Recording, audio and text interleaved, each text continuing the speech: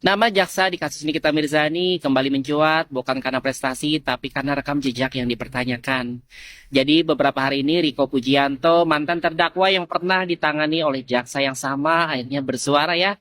Dia menyuarakan pengalamannya menghadapi ketidakadilan yang sangat pahit. Dan besok ini kan sidang eksepsi dari Nikita Mirzani akan digelar ya. Pertanyaannya, apakah jaksa penuntut umum bersedia mendengarkan suara publik? Suara yang bukan datang dari panggung politik, tapi dari rakyat biasa yang hanya ingin keadilan ditegakkan. Karena kalau bicara soal suara keadilan ya teman-teman, kadang yang paling lantang itu justru sering diabaikan ya. Dan yang paling jernih malah dianggap gangguan. Makanya untuk suara-suara yang ingin tetap jernih, nggak boleh kalah sama noise system yang menutupi kebenaran. Saya pribadi pakai mic wireless dari Mixio ini ya. Suaranya bening, nggak gampang berisik, dan yang paling penting suara kita nggak akan dipelintir algoritma atau ditagih oleh pasar.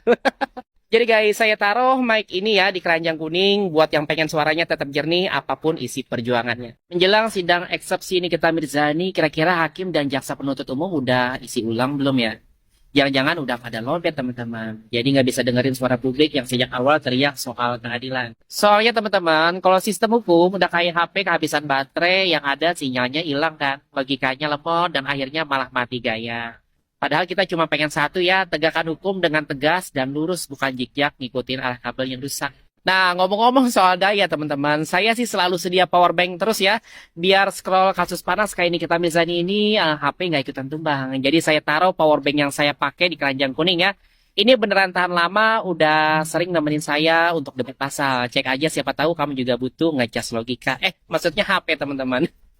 Dakwaan Nikita Mirzani jadi tanda tanya. Jadi belakangan ini banyak banget orang rame-rame ngebahas isi dakwaan jaksa ya.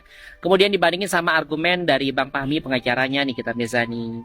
Netizen ribut di kolom komentar, debat panjang soal hukum ya jujur ya teman-teman.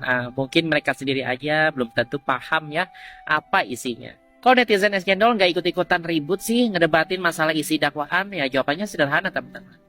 Karena baik jaksa maupun pengacara tahu tugas masing-masing. Jaksa memang tugasnya menuntut.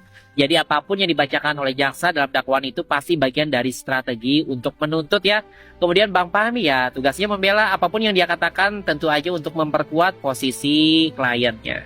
Biasa yang paling lucu adalah banyak orang yang mati-matian bicara tentang objektivitas hukum tapi tanpa sadar mereka sendiri jadi hakim dadakan di kolom komentar. Mereka berasumsi, menuduh, bahkan memvonis, padahal teman-teman proses hukum itu panjang, kompleks, dan penuh dengan dinamika.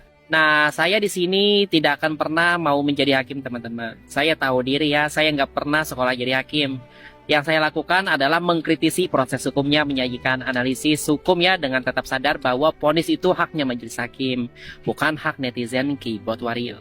Nah, kalau kalian memang ingin memahami hukum ya teman-teman, bukan sekedar membenci ataupun membela, mari kita bahas pakai logika hukum ya. Karena hukum yang sehat itu tidak butuh duit yang banyak, butuh juga sih, tapi juga butuh akal sehat teman-teman.